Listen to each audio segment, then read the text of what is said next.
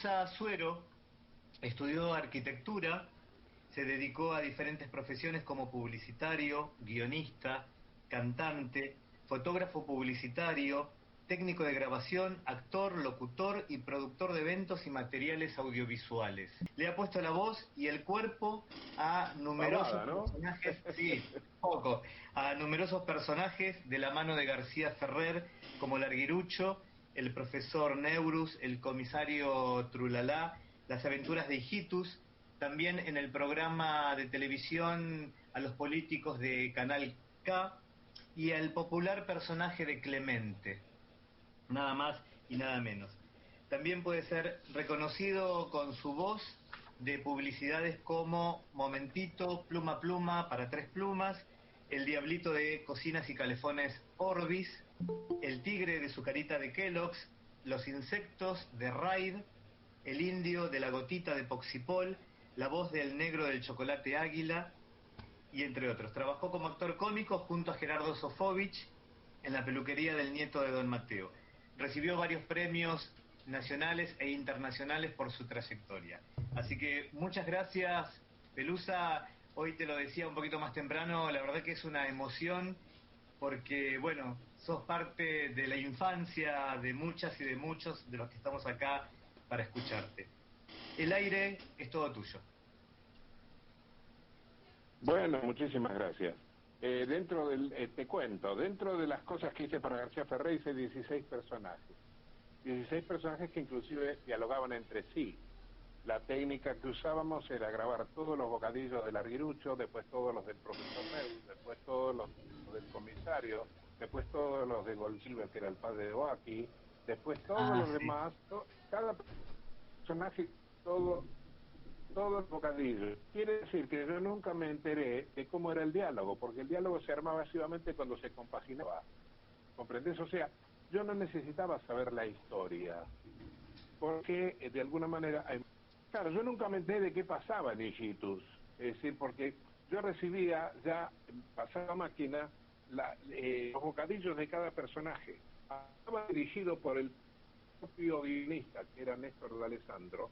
Ajá. Él sabía si hacíamos toma uno, toma dos y toma tres. Entonces, si en la toma uno, toma dos o toma tres, yo le daba la intención que tenía que ver con cómo se iba a dar un diálogo, él ya lo entendía. Si es que yo, de alguna manera, no encontraba o él juzgaba que no estaba bien dicho, parábamos, me explicaba eso, pero eso sucedía cada 10 o 20 frases, con lo cual íbamos a una velocidad terrible. Es más, cuando García Ferrer trató, yo tenía la obligación de grabar una hora diaria para grabar la Hijitus. Y finalmente, con la práctica que teníamos, en una hora semanal grabábamos absolutamente todo. Entonces, Ah, bueno, mira ahí vos. empezó discusión con García Ferrer porque me decía, bueno, como trabaja menos le voy a pagar menos. Y yo le decía, no, yo le hago ahorrar plata, le Claro. decía. Mira vos, Yo le hago ahorrar plata porque soy más eficiente. pensé que era al revés, Pelusa, pensé que era como la especie del doblaje, cuando uno graba para doblaje, pensé que vos veías al dibujo animado en movimiento y No, de recién ahí en ponías la voz. absoluto. Ah, qué difícil, bastante difícil era entonces. No, no, todo lo contrario. No, no, muchísimo más fácil, porque, a ver, vamos por ese camino. El doblaje no es otra cosa más. El doblaje es una artesanía, más allá de la creación de la voz, ¿no? Mm, El doblaje es una artesanía donde el doblajista tiene que tomar los sincronismos de la boca que ve y repetir y empatar sincrónicamente la boca con la palabra de él. Dentro de esos parámetros que son muy acotados y muy tiránicos, sí, puede darle o no darle, eso, ahí está su talento, una intención de naturalidad. claro. Pero básicamente creo que el doblaje, salvo casos muy especiales, no pasa de ser una artesanía, es una práctica, es una forma, pero no hay cosa creativa. Mientras que en el diseño de dibujos animados, uno tiene que primero, es decir, yo siempre trato de explicar lo que hago yo digo que yo soy un dibujante que dibuja con la garganta. Claro. ¿Por qué? Porque si a mí me muestran el dibujo de un personaje, a mí me muestran el dibujo de un personaje y me dicen, pero ¿cómo hablaría este personaje? Yo tengo que tener ciertos datos. Primero, cuál es su función dentro del dibujo animado, dentro de la sociedad del dibujo animado, por un lado. Y por otra parte, si el tipo tiene panza, o es petizo, o es pelirrojo, eso, cada condimento que tiene el personaje puede tener un correlato en la voz. ¿Entendés? Porque Sí. de buenas a primeras, si el tipo es petizo, pues puede hablar así. No puede hablar así porque también es voz de petizo. Ahora, en el dibujo animado, el rango creativo es muy loco.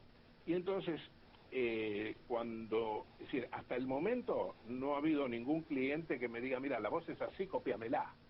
Porque si no, eso ya sería una imitación. Claro. Justamente, muchas veces me presentan como imitador y yo no imito a nadie, todo lo contrario. Justamente lo que es imitación de lo que se ha escuchado. Yo necesito que las voces sean absolutamente originales y creíbles y atinadas a la personalidad, la función del personaje. El comisario Trulala, por ejemplo. Bueno, en el caso particularísimo del comisario de Trulala, adaptamos una voz que yo había hecho para un programa que se llamaba La Revista Dislocada. La Revista Dislocada fue un programa cómico que existió hace mucho. Para que te des una idea, fue el lugar donde empezó Gordo Porcel, por ejemplo. El mismo Ajá. año que empezó el Gordo Porcel en la Revista Dislocada, empecé yo. Pero no me quiero derivar, porque tengo millones de decisiones hacia eso, pero bueno, lo concreto es que yo, a la par de ser cantante de la orquesta estable del programa, el programa era un programa muy bueno, pero por Radio Estelén, y era tan importante, tenía orquesta estable, dirigida por memoria mía, bueno, ya va a salir, con el que yo grababa permanentemente. Yo era músico de sesión, yo era cantante antes de Sí. empezar todo esto. Y entonces, cuando entro en la revista Dislocada y me encuentro con los cómicos, me interesó muchísimo el oficio de los cómicos. Entonces empecé a observarlos, y por otra parte, el que armaba la revista Dislocada, que se llamaban Delfor, Amaranto y Cástolo, tenía el seudónimo de Armando Libreto. ¿Por qué Armando Libreto? Porque aparte de que él escribía el libreto, compraba libretos, ¿no es cierto? Aldo Camarota y Armando Libreto eran los dos guionistas de la revista Deslocada.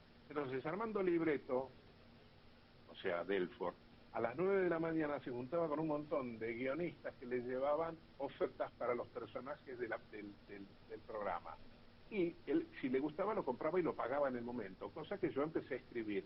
Y dentro de lo que empecé a escribir, para los demás personajes, se me ocurrió a mí un personaje que era un correntino, que era relator de carrera de yacaré.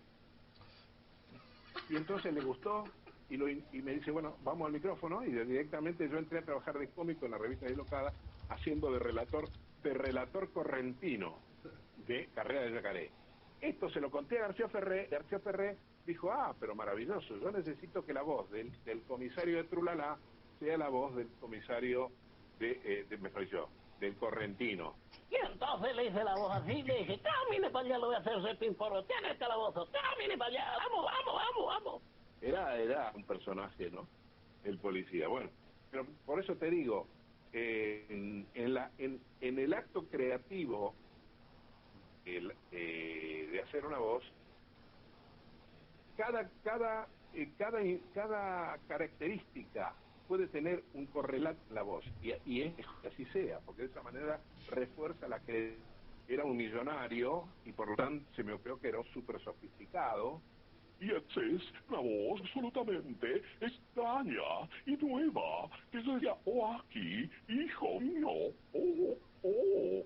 Bueno, hay que tomar en cuenta que el dibujo animado es, es la fantasía de la realidad llevada al colmo, con lo cual un dibujo animado puede caerse, romperse la crisma, se levanta y sigue corriendo, ¿no es cierto?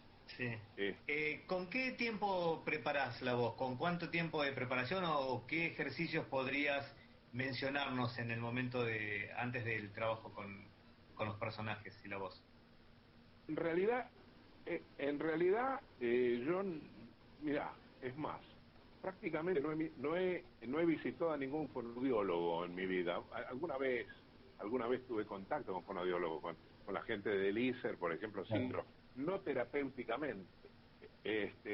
No tengo estudio de ninguna especie. Esto surgió porque, bueno, yo era cantante y el gran entrenamiento me lo daba el canto, el gran entrenamiento vocal me lo daba el canto, y por lo tanto, cuando tuve que hacer las voces de dibujos animados, que en realidad no se me había ocurrido hacerlas, porque yo era productor de jingles, y para vender un jingle necesitaba hacer un boceto, y en el boceto no iba a llamar a un tipo a quien pagarle, lo hacía yo, y después resulta que me lo aprobaban.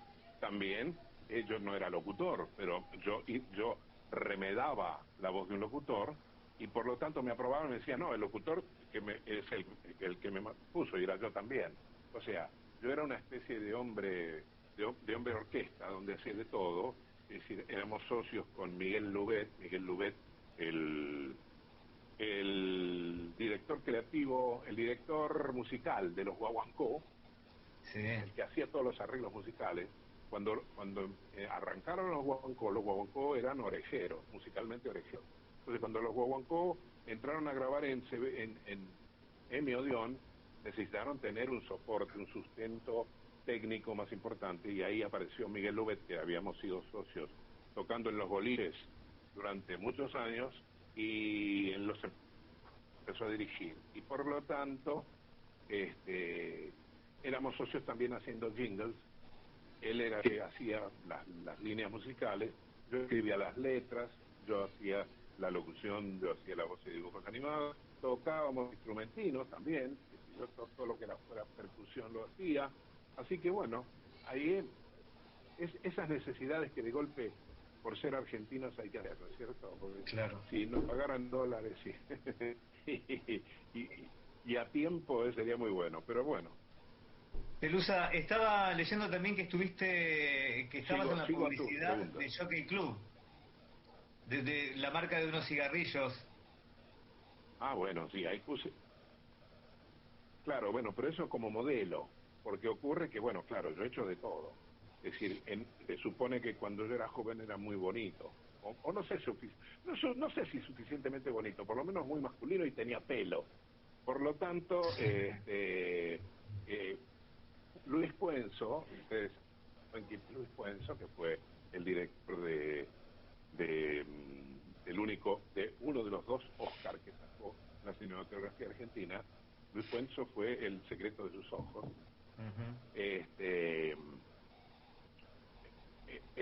Yo grabé muchos comerciales con Luis Puenzo. Luis Puenzo se hizo dentro de la publicidad, después pasó al largometraje. Y bueno, ese corto de Jockey Club lo hice yo, poniendo mi cara. En algunos casos, no demasiados, yo he intervenido como modelo dentro de la publicidad. Pero evidentemente tenía que ser joven, tenía que no ser pelado como ahora, y tenía que ser muy varonil. Por Con suerte relación parecía, al por lo menos. teatro, ¿te vinculaste en algún momento? Muy tímidamente, no, porque lo que pasa es que toma en cuenta que prácticamente, salvo del año 1958 a la fecha, la publicidad me plagió, me sacó y me dediqué íntegramente a la publicidad, dentro, por supuesto, del oficio de locutor de voz de dibujos animados y de guionista. Por esos lados yo me prodigué, ¿no es cierto? Sí. Y en relación al personaje tan popular como fue Clemente. Bueno, eso hay una historieta también con eso. Ocurre que Caloi, cuando fue el primer mundial de fútbol que se jugó acá en la Argentina en 1978, Caloi tenía una tira de dibujos en el diario Clarín. Y mientras tanto, Muñoz, José María Muñoz, en la radio, decía que bueno, que ya iba el mundial acá y por lo tanto iban a venir muchos visitantes. Y les pedía, hinchas, que tuvieran conducta que se portaran bien, que no tiraran cohetes y Clemente desde la tira se peleaba con Muñoz y decía, no, tiren papelito, muchachos. Y le ganó Clemente, porque las papeleras regalaron remas de papel cortaditas, chiquititas, a cada hincha de fútbol que entró, le dieron cositas. El gol, visto la lluvia de papelitos por cada gol que hacía Argentina en el Mundial. Ahora, ese éxito que tuvo Clemente, que por otra parte aparecía en la pantalla de la Cantiver, cuando en 1982 el otro Mundial, ya no en la Argentina, mereció pasar a la televisión, pero para pasar a la televisión tenía que tener una voz. Y por lo tanto, por referencias, tomó contacto conmigo Caloi. Pero Caloi, la primera pregunta que me hace, me dice, ¿vos sos futbolero? Digo, no soy futbolero. Bueno, entonces no vas a poder hacerlo. Simplemente porque Clemente es un pato. Digo, mirá, yo soy futbolero, pero soy actor. Yo me puedo transponer a cosas que no soy. Yo no soy mujer, pero puedo ser una mujer si vos querés, ¿te das cuenta? Entonces, no me creyó, y se fue. Y después él declaró por la prensa que había probado 40 profesionales. Yo creo que no hubo 40 profesionales de hacer voces especiales. Pero así, actores, sí, muchos improvisados. Es decir, muchas veces compite conmigo personas que nunca han trabajado, porque hacen alguna voz graciosa, los contratan y bueno, fenómeno, pero de ahí a que tengan un currículum de hacer muchos personajes, no. Bueno, la cuestión es que tampoco esas pruebas que él hizo lo convencieron y volvió a mí. Yo, como no había manera de conformarlo, le digo, mira, vamos a hacer una... Y no me gusta imitar. Yo sé imitar, me gusta. Me ocurre que la creatividad me hace agregarle cosas a las imitaciones, con lo cual dejan de ser imitaciones. Y vamos a hacer una cosa. Si vos sabés cómo es la voz de Clemente, haceme la voz de Clemente y yo te voy a imitar. Voy a hacer una imitación de tu voz. La grabó, se escuchó a sí mismo y dijo, no, evidentemente yo lo tengo en la cabeza, pero no lo puedo autenticizar. Vos sos el profesional, decime cómo es la voz de mi personaje. Y entonces yo le hice, Una voz que no tiene cuerdas vocales, porque lo perdió gritando los goles de la selección, ¿te das cuenta? Y eso fue lo que ganó la cosa. Ahora, ¿qué pasó? Hago un poquito porque si no me quedo. ¿Me dejas No, que sí, busque por un favor. vasito de agua? Del personaje de Caloi, también estaba el negro de Camerún, ¿ese también hacías la voz? No, el Leo Merún fue un cantante que lo único que hizo fue burum bum bum, yo soy el hincha de Camerún. Y eso tuvo mucho éxito y por lo tanto, cada vez que aparecía el negro, lo único que decía burum bum bum, yo soy el hincha, cosa que lo grabó una vez y el éxito lo mantuvo un montón de tiempo, ¿no? Pero lo que yo quería contarte es que en la tira de Clemente, Clemente vivía en un mundo clementero. Siempre le preguntaban a Caloi qué es Clemente. Y él decía, Clemente es un Clemente. Porque no tenía brazos, porque no era un pato, no era ninguna otra cosa más que un Clemente. Y aparte, todos los que, salvo la mulatona, que la mula nunca habló, porque tenía ciertos beneficios físicos que no necesitaba que hablara nada. Bueno, en principio todos los personajes eran con la voz de Clemente. Ahora, ¿qué pasa? Por ejemplo, estaba Jacques Cousteau que navegaba en el agua podrida del cordón de la vereda. Y por lo tanto, Jacques Cousteau era un Clemente pero francés. entonces hacía la voz de Clemente, pero era francés, ¿te das cuenta? Pronunciaba lo francés. Después había gauchos, después había de todo. Todos eran Clementes. Y yo tuve que hacer toda una playa de Clementes. Bueno, vamos a abrir las preguntas Bueno, para todas aquellas personas que quieran hacer alguna consulta. De todos los personajes Pelusa que interpretaste, que le pusiste la voz, ¿cuál es el que más, no sé si cariño, pero cuál es el que más te tiene afecto? ¿Con cuál tenés más afecto? En principio yo los quiero a todos, porque pasa también pasan cosas que muchos personajes muy buenos para la publicidad. Toma en cuenta que yo llevo a esta altura del partido, tengo 82 años y empecé a los 14 años. Llevo más de 6.000 comerciales que han ido al aire. A mí me han escuchado prácticamente todas las personas, quizá los chicos más jóvenes no, porque en los últimos años tengo menos presencia, ¿no es cierto? Por naturalidad, pues se me van muy los clientes. Pero, es decir, volviendo a los personajes, hay personajes que se han hecho muy famosos como el Arguirucho, o el profesor Neurus, como el búho de la bruja Cachabacha, o como el comisario Trulala, o como Clemente, o como el indio de la gotita, claro, como, en fin, hay un montón de personajes que se hicieron, pero mi respuesta es, el personaje que yo más quiero es el Toxo. ¿Por qué? Porque soy un entusiasmado, soy un tipo que permanentemente estoy tratando de aportar una cosa nueva. Si me dan la posibilidad, me encanta el desafío de hacer una cosa nueva y que tenga éxito. Es decir, el éxito es es decir, yo digo que soy un corredor de Fórmula 1. Todos los corredores de Fórmula 1 son los mejores choferes o los mejores conductores de auto, pero el que llega último es tan bueno como el primero, ¿no es cierto? Porque lo que pasa es que la publicidad tiene esa competencia de la Fórmula 1. Entonces a mí me encanta esa cosa, la adrenalina que produce el hecho de estar haciendo una cosa que va a salir a competir al mercado, ¿no? Claro. Ahora, ¿hay alguna publicidad que podamos escucharte o algún personaje que estés haciendo ahora en este momento? En este momento la pandemia me tiene absolutamente frenado y parado, pero, es decir, desde el año 82 hasta la fecha, por ejemplo, si escuchás Bardal, Sí. el coche Bardal que hace... Sí, Bardal. Ese soy yo.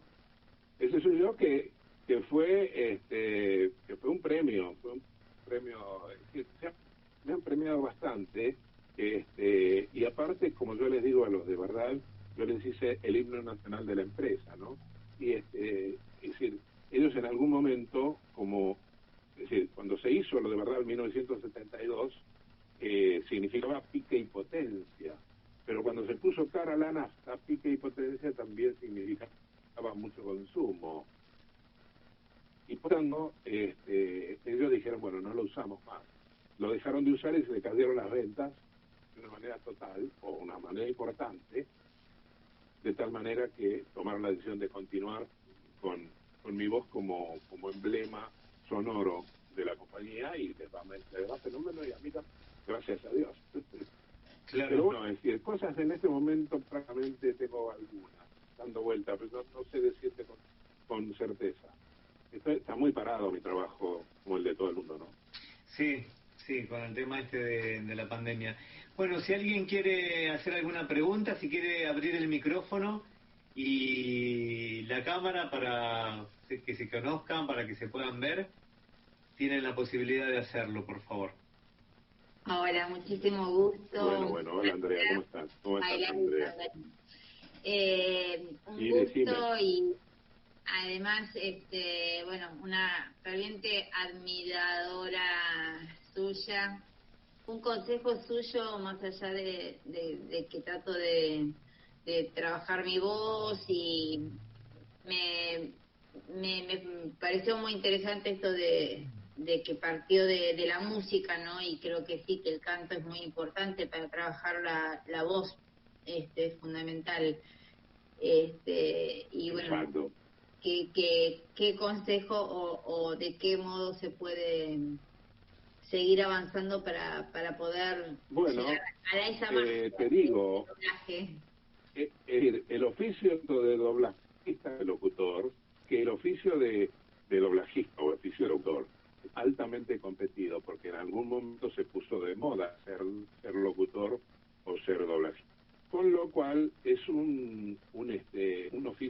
competido y las alternativas no son demasiado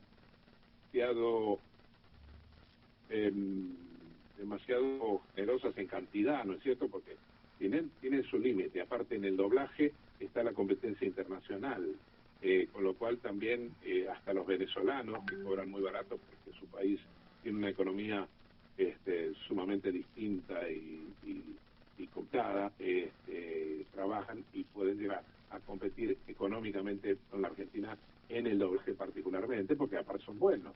Así que bueno, es decir, hay que tener una enorme vocación para ser locutor y para ser doblajista más.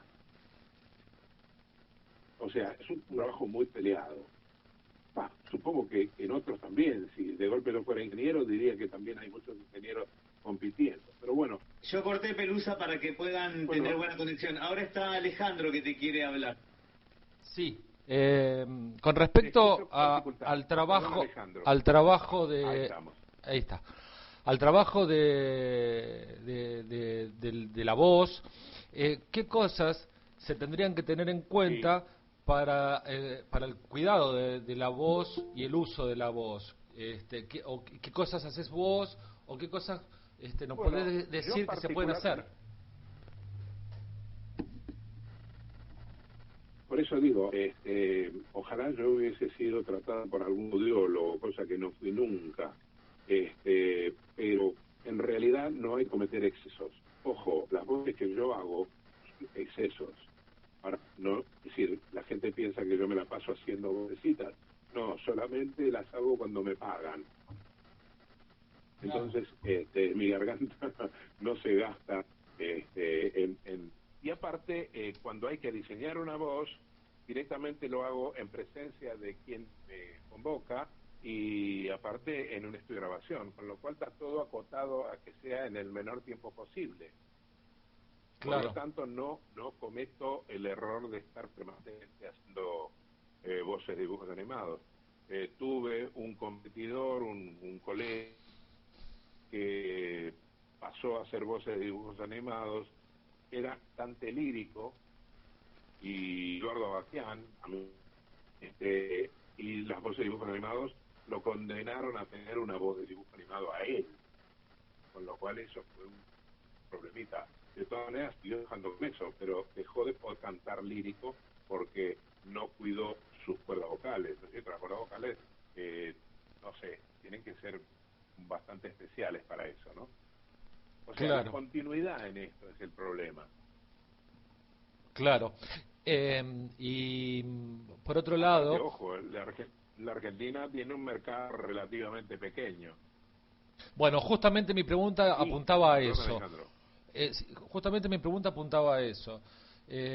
Ahora, el mercado, digamos, ¿qué posibilidades de trabajo hay para los que se dedican al uso de la voz, más allá de la locución, ¿no? De la radio y todo eso?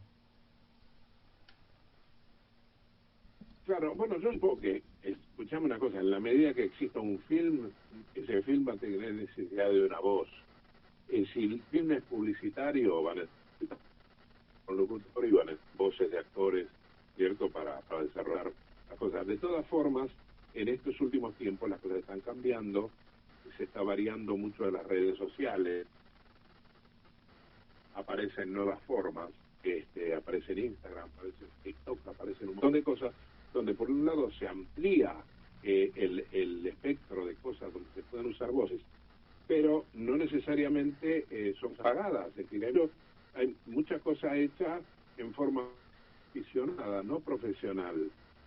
Con lo cual hay que saber insertarse en algún rubro que permita cobrar, permita ser pago. La publicidad es uno de ellos. La publicidad, cuando paga, es generosa, porque cuando la publicidad encuentra lo que necesita, lo paga generosamente. Igual hay que pelear como loco, pero no importa. O sea que es muy competitivo.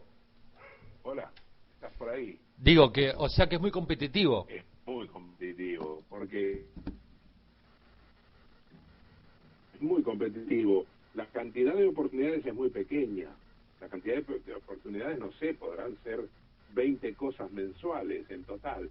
Ojo, quizá en el interior del país hay otras cosas, pero digamos, en el mercado de Buenos Aires se deben hacer no más de 20 comerciales distintos por mes, con lo que eso hay que repartirlo entre todos los que están ofreciendo su trabajo. Claro.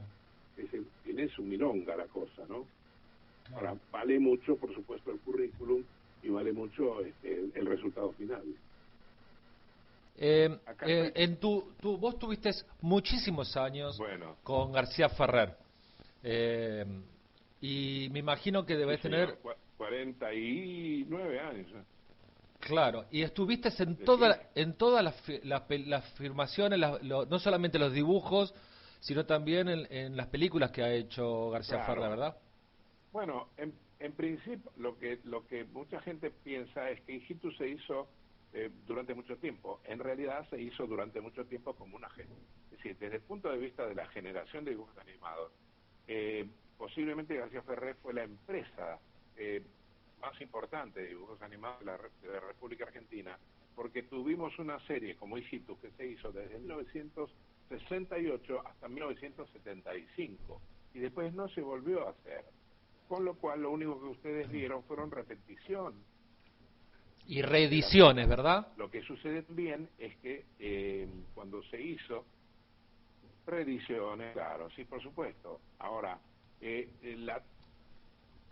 era 1 minuto por día, cosa que en las repeticiones también se forma. Con lo cual se hicieron cientos de minutos. Ahora, con una estrategia tan bien pensada que cuando se unían y se juntaban 20, 25 minutos, conformaban un episodio. Ahora, cada minuto, fíjate vos, tenía la develación de lo que había dejado pendiente el día anterior, el desarrollo y una nueva incógnita que dejaba a los pibes pensando qué pasará con Hijitus, qué pasará mañana. Claro. Entonces venían mañana a seguir mirando la tira. Esa estrategia que era minuto a minuto, también llevada, que terminaba conformando un episodio. Claro. Es impresionante. Eso fue todo trabajo tanto de García Ferré. García Ferré en lo comercial era imbatible, y en lo artístico lo apoyó muchísimo Néstor de Sandro, que fue el único guionista que tuvo García Ferré, y a la par Néstor de Sandro era la voz de Hijitus, era la voz de Dedo Negro, era la voz de la bruja Cachabacha, era la voz de un montón de otras. O sea, prácticamente la tira de Hijitus la hacíamos 2 personas, él y yo, y algunas chicas que hicieron La vecinita del frente, o Aki, y algunos otros que aparecieron, pero digamos, el núcleo general de todos los personajes éramos Néstor de Alessandro y yo. Claro. O sea, una cosa muy rara y una pena que no se esté viendo en este momento. En este momento es que hasta debiéramos cruzada para que vuelva Hijitus a la televisión, porque realmente fue una... si el zorro está, si los 3 chiflados están, si están repitiendo series americanas, ¿por qué causa no se repite Hijitus? No lo sé. Bueno, pero Pelusa, eso no tiene que ver con el tema del fallecimiento de García Ferrer, y que, bueno, eso está en manos de la familia, ¿no? Sí, por claro. Digo, en esto de la familia de García Ferrer, de trabajo, en el ámbito de trabajo, en esos momentos donde vos estás haciendo los personajes, me imagino que debe haber alguna anécdota, ¿no? Con eso, digo, bueno, que haya marcado algo, que haya... Claro, García Ferré tenía, en algunos momentos llegó a 70 dibujantes, porque tenía necesidad de producir con una velocidad tremenda, entonces repartía en diversos equipos trabajo para que se pudiera cumplir en tiempo, sobre todo cuando se hizo la tira, que eran más o menos 55 dibujantes. Pero dentro de los 55 dibujantes había un núcleo central, un núcleo de dibujantes más importantes, ¿no es cierto?, que eran los que a la vez conformaban las ideas más bien gráficas, es decir, la historia era hecha por D'Alessandro y García Ferré, que se juntaban todos los días a tomar el café con leche a la mañana y ya estaban generando las historietas. Pero después los dibujantes, que todos tenían que trabajar en base a los mismos personajes, porque había algunos dibujantes especialistas en larguirucho, otros, o sea, lo ayudaban a García Ferré. García Ferré quisiera plantar el personaje, pero después lo seguían otros. Todos esos dibujantes prácticamente lo acompañaron hasta la muerte a García Ferré, y después, bueno, cuando muere García Ferré, directamente no se siguió produciendo para nada. Había el plan de hacer La gallina turuleca, porque se había comprado los derechos a Gaby Fofó y Miliki, cosa que García Ferré, la mayoría de las cosas las hizo sobre guiones propios. Ajá. Salvo que Manuelita metió 2.400.000 espectadores, que fue un exitazo de novela, Manuelita, con el personaje de María Elena Walsh. Sí. Y metió los personajes de García Ferré y Manuelita, que era un personaje de María Elena Walsh. Y esa alternativa, a él no le gustaba. A él le gustaba trabajar sus propios personajes y sus propias aventuras. Pero él, como buen español, era admirador de Gaby Fofó y Miliki. Entonces, cuando se fue a España, que iba seguido, terminó comprándoles los derechos para poder hacer La gallina turuleca, y murió en el momento en que empezaba ya la gallina turuleca, y nadie la siguió. Claro. Y ahora, me imagino que vos tendrás algún personaje muy característico. Yo lo tengo, y el personaje para mí que es como emblemático es Larguirucho. Digo, vos tenés un personaje que se destaque. Bueno, Larguirucho fue... No, en principio vuelvo a decirte que el mejor personaje es el que voy a hacer mañana. De todas maneras lo quiero mucho a Larguirucho, quiero mucho que de cada uno tengo alguna anécdota grande, o menos.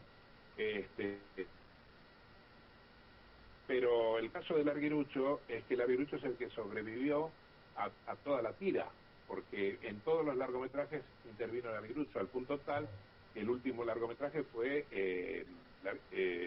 Soledad y Larguirucho, así se llamó. Tuvo muy poca vida el film, porque el guión no fue bueno, no estaba, ya había muerto Néstor D'Alessandro y no tuvo la frescura que tenía en lo anterior, y bueno, anduvo mal, y fue el último largometraje que hizo García Ferré. 6 largometrajes. Hacer 6 largometrajes de dibujos animados en Argentina es toda una proeza, te digo. Sí, lo creo. Porque no es nada sencillo. Tomen en cuenta de que cada segundo son 18 dibujos promedio por segundo, con lo cual la cantidad de dibujos para llegar a 1 hora y media o a 2 horas, la duración de un largometraje, es una cantidad de trabajo de novela y mucho tiempo. Es decir, García Ferré se veía muy apremiado porque las personas que colaboraban con él económicamente lo obligaban a que tuviera que hacer un metraje por año, con lo cual, la verdad, es Matadero y La cautiva, ¿no? Mío, porque yo estaba a disposición, el guión, es decir, García Ferré tenía la costumbre de cambiar el guión en cualquier momento, o sea, de golpe empezaba por una incidencia por la mitad de la película, después se le ocurría el final de la película, después se le ocurría el principio de la película, y después iba juntando cachos y estaba haciendo un sistema muy caótico, pero que le dio muchísimo resultado. Le dio muchísimo resultado, porque todos los largometrajes de él fueron éxitos, y tuvieron premios internacionales inclusive. Pero, digamos, desde el punto de vista realizativo, era una cosa que había que estar pendiente todo el tiempo, cosa que a mí me convenía, por otra parte. Pelusa, sabemos que tenés un compromiso en unos minutos. Queríamos ver, Dani Ramones, vos querías hacer... En cualquier momento me llaman. Sí, por eso vamos a ir terminando este encuentro. Dani, ¿vos tenías alguna pregunta o querías hacer algún comentario para Pelusa? Sí, quería consultarle algo. ¿Qué tal, Pelusa? ¿Te escuchan? Bueno, a ver, Dani, a ver un segundito. Sí, te escucho. ¿Cómo estás, Dani? Bien, muy bien. Te estoy viendo. Consultarte. Si bien cuando uno ve hijitus, es muy difícil, casi imposible, darse cuenta que tantas voces las hace una sola persona. Vos cuando vas buscando las diferentes voces, es algo que salen de la misma garganta. ¿De que sean totalmente diferentes o es lo que el personaje va requiriendo particularmente? Bueno, en principio, si es un personaje diferente uno al otro, yo lo que trato es que tengan credibilidad y que sean suficientemente diferentes como para que no se note que salen de la misma garganta. Durante muchísimo tiempo yo mantenía el anonimato a propósito, porque aparte como locutor era, por ejemplo, locutor de 3 bancos distintos y yo no quería que los bancos se enteraran de que yo era el mismo locutor. Entonces, un poco los personajes, yo quería que se supiera que salían de la misma garganta, pero el periodismo hizo de que me buscaron hasta que al final me encontraron y tuve que deschavarme, ¿no es cierto?, que yo era el que hacía todo eso. Aparte, García Ferré en sí, al principio no quería que yo contara nada, cosa que me parece lógico, y después, bueno, al final un poco se prestigiaba diciendo, no se prestigiaba él, es decir, de golpe era una cosa exótica tener una persona que hiciera tantas voces, ¿cierto? Pero fundamentalmente lo que me importa de personaje a personaje es que tengan personalidad y que sean creíbles, que no pierdan credibilidad y que sean originales. ¿Por eso está terminada tu pregunta? Sí, muchas gracias. Pelusa, para cerrar, ¿conociste a Fernando Peña? Señor.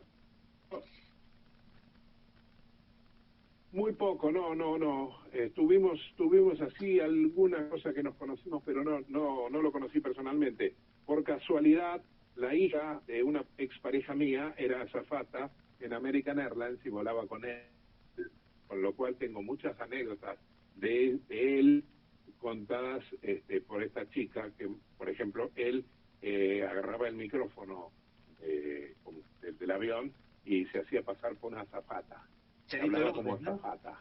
Se divertía, era un tipo muy capaz. ¿Cómo?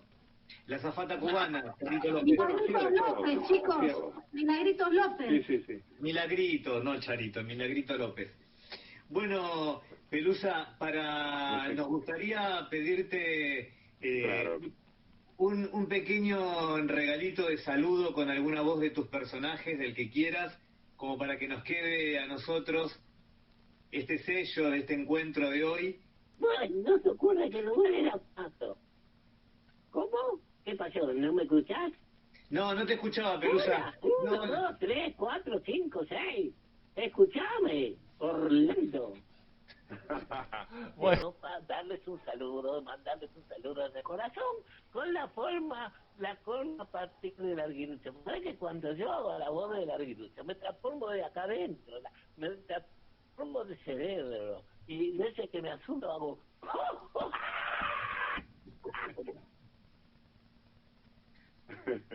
Bueno, Pelusa, bueno, espero que el saludo les haya gustado. Queremos agradecerte. Espectacular. Queremos agradecerte. Bueno, muchas gracias. Vamos a esperar un segundito para los aplausos, por favor. Así lo despedimos a Pelusa como corresponde. Queremos agradecerte por la disponibilidad de este encuentro, por haber accedido y haberte brindado sin ningún tipo de problemas. Para nosotros, la verdad que es grandioso que hayas estado hoy con los docentes, las docentes, las alumnas y los alumnos también. Así que ahora sí me parece que podemos... Cuando tengan ganas me llaman y seguimos la charla. Date cuenta que bueno, te tomamos la palabra. 68 años, con 68 años que llevo de trabajo, tengo anécdotas como para contar. Lo que pasa es que hay que resucitarlas. Tendrías que escribir un libro. Es uno de los proyectos, pero tendría que venir algún escritor conmigo. Yo le cuento cosas y él las va transformando. Claro, algún investigador artista, alguien que vaya escuchándote y que haga la transcripción. Tenemos muchos mensajes acá de toda la gente que estuvo en la sala. Muchas gracias, genio, muchas gracias. Y la verdad que sí, estamos muy alegres de haberte tenido. Ahora sí me parece que podríamos abrir los micrófonos y darle un fuerte aplauso al maestro. La cámara. Las cámaras, sí.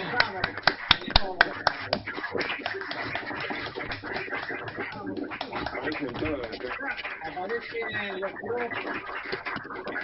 los profes de la pareja, Laura, Pablo,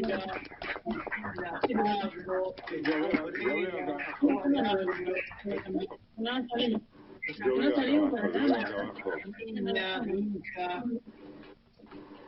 Pero no se arma un damero, no se arma un damero, qué pena. Bueno, Pelusa, muchas gracias y te tomamos la palabra. En algún momento nos volvemos a comunicar. Con todo gusto, por supuesto. Para mí Te es un mando un honor. abrazo grande y fue un placer. Gracias. Hasta luego. Chao. Hasta luego, gracias. Gracias.